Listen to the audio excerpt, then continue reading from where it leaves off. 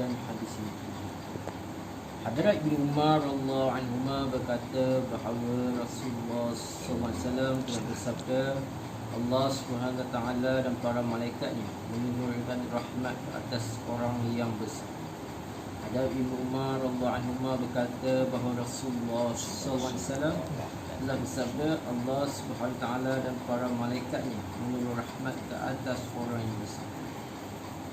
Terangan begitu besar nikmat dan ihsan Allah SWT untuk umat ini, sehingga melalui keberkatan Ramadan dia telah menjadikan makan sebelum berpuasa yang dinamakan bersahur itu pun satu perkara yang mendatangkan pahala. Dengan bersahur juga orang-orang Islam diberikan ganjaran. Banyak hadis yang menyebutkan kelebihan dan ganjaran bersahur.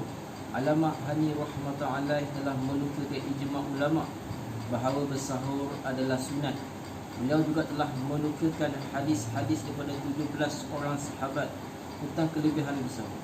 Banyak sekali manusia yang terlepas daripada kelebihan bersahur kerana kemalasan, dan sebahagian yang lain pula selepas sahaja solat tarawih terus makan dan tidur. Mereka ini juga terlepas daripada ganjaran. Dari segi bahasa, sebagaimana yang tuliskan dalam kamus, sahur adalah makanan yang dimakan ketika hampir waktu subuh.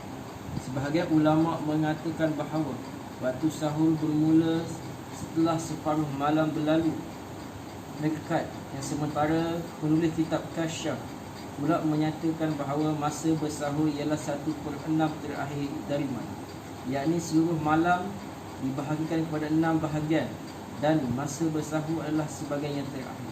Contohnya ialah jika tempoh dari terbenam matahari sehingga naik fajar saja adalah 12 jam, maka 2 jam terakhir adalah masa untuk bersahur. Dan melewatkan bersahur adalah lebih utama dengan syarat tidaklah keterlaluan sehingga mula syak terhadap puasa itu sendiri. Kelebihan bersahur telah dinyatakan dalam banyak hadis. Nabi SAW telah bersabda, perbezaan antara puasa kita dengan ahlul kitab Yahudi dan Nasrani adalah bersahur. Mereka yang tidak bersahur, dalam hadis yang lain baginda SAW bersabda, bersahurlah kerana dalam bersahur terdapat keberkatan. Dalam hadis yang lain baginda juga bersabda, terdapat keberkatan dalam 3 perkara: berjemaah, sari dan bersahur. Maksud berjemaah dalam hadis adalah umum, solat berjemaah dan apa-apa sahaja kerja orang Islam yang dilakukan secara berjemaah ada disertai dengan bantuan Allah SWT. Sari ialah roti yang direndam dengan kuah daging dan sangat lezat. Ketiga ialah bersahur. Apabila baginda SAW memanggil mana-mana sahabat untuk makan bersahur bersama, baginda SAW bersabda, datanglah dan makanlah makanan yang berkat ini. Dalam satu hadis baginda SAW telah bersabda, bersahurlah untuk mendapat kekuatan berpuasa dan tidurlah pada tengah hari qailullah untuk membantu membangun pada akhir malam. Ada Abdullah bin Harith radhiyallahu anhu telah meriwayatkan daripada seorang sahabat bahawa beliau berkata, saya pernah bertemu Nabi SAW sewaktu baginda sedang makan sahur. Baginda telah bersabda, bersahur adalah satu perkara yang diberkati yang telah dipunyai oleh Allah kepadamu. Janganlah kamu meninggalkan bersahur. Baginda telah memberi galakkan untuk bersahur dan banyak hadis sehinggalah baginda telah bersabda, jika tidak apa-apa maka makanlah walaupun sebiji tamar kering dan minumlah walaupun seteguk air. Oleh kerana hendaklah orang yang berpuasa memberat dalam amalan yang memberikan 2 faedah, iaitu untuk kesenangan dan manfaat diri sendiri di samping memperoleh pahala dengan percuma. Perlu diingatkan bahawa sebarang keterlaluan atau kekurangan dalam satu-satu perkara yang mudaratkan. Oleh kerana itu janganlah makan terlalu sedikit sehingga mula terasa lemah untuk beribadat, dan janganlah makan terlalu banyak sehingga terus bersendawa sepanjang hari. Dalam hadis yang tersebut juga terdapat anjuran ke arah itu, sebagaimana sabdaan baginda walaupun dengan sebiji tamar kering ataupun seteguk air. Di samping terdapat juga larangan daripada makan berlebihan dalam hadis-hadis lain. Hafiz Ibn Hajar rahmatullahi dengan syarah Bukhari bahawa keberkatan bersahur adalah berdasarkan berapa segi.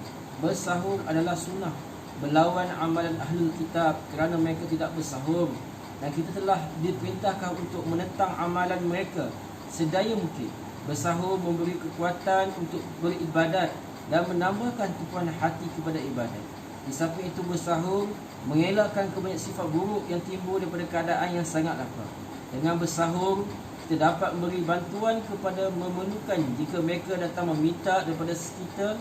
Kita dapat menolong jiran yang fakir miskin. Selain itu, masa bersahur adalah masa yang khusus untuk penerimaan doa. Maka dengan berkat sahur, kita akan mendapat taufik untuk berdoa serta berzikir sebagai-bagai manfaat lagi. Ibnu Daikikul rahmatullah berkata bahawa ahli sufi membahaskan masalah bersahur, iaitu bersahur adalah bertentangan dengan maksud berpuasa, kerana tujuan berpuasa adalah untuk menundukkan syahwat perut dan kemaluan. Maka bersahur bercanggah dengan tujuan tersebut. Sebenarnya adalah tidak baik untuk makan dengan kadar yang begitu banyak sehingga tujuan puasa luput sama sekali. Selain itu, keadaan terus berubah sesuai dengan suasana keperluan. Pada pendapat saya yang serba lemah ini, kesimpulan sama ada makan pada masa bersahur atau makan ketika berbuka adalah dikurangkan, tetapi pengurangan ini berubah mengikut keperluan seorang. Contohnya, pelajar-pelajar dengan mengurangkan makan, mereka akan mendapat manfaat daripada berpuasa, tetapi mengurangkan makan itu membawa mudarat dalam penghasilan ilmu. Oleh itu, adalah lebih baik bagi mereka tidak mengurangkan makan, kerana kepentingan ilmu, agama dan syariat adalah sangat besar. Demikian juga dengan kegunaan ahli zikir serta jemaah-jemaah lain tidak dapat melibatkan diri dengan sepenuh perhatian terhadap kerja-kerja agama kerana mengurangkan makan. Semasa dalam satu perjalanan untuk berjihad, Nabi Muhammad SAW telah mengumumkan bahawa berpuasa ketika bersafar dalam perjalanan bukanlah satu kebaikan, sedangkan kita itu adalah puasa bulan Ramadan, tetapi telah bertembur dengan waktu jihad sebalik di tempat yang ada sebarang kerja agama yang lebih penting daripada puasa, dan puasa tidak akan mendatang kelemahannya dan kemalasan. Maka ketika itu lebih sesuai untuk dikurangkan makan. Dinukilkan daripada Alamah Syah Rahani rahmatullah dalam kitab Syahrat Itnaq, kami telah diminta berjanji tidak makan sehingga kenyang. Khasnya pada malam-malam Ramadan adalah lebih baik jika kita makan kurang daripada kadar yang dimakan di luar Ramadan. Apakah manfaat puasa bagi mereka yang makan sehingga memenuhi perut sewaktu berbuka puasa dan bersahur? Para masyayikh menuliskan bahawa siapa yang berlapar dalam bulan Ramadan akan terpelihara daripada gangguan syaitan sepanjang tahun sehingga Ramadan yang akan datang. Penekanan terhadap perkara ini telah diperkatakan oleh ramai lagi masyayikh.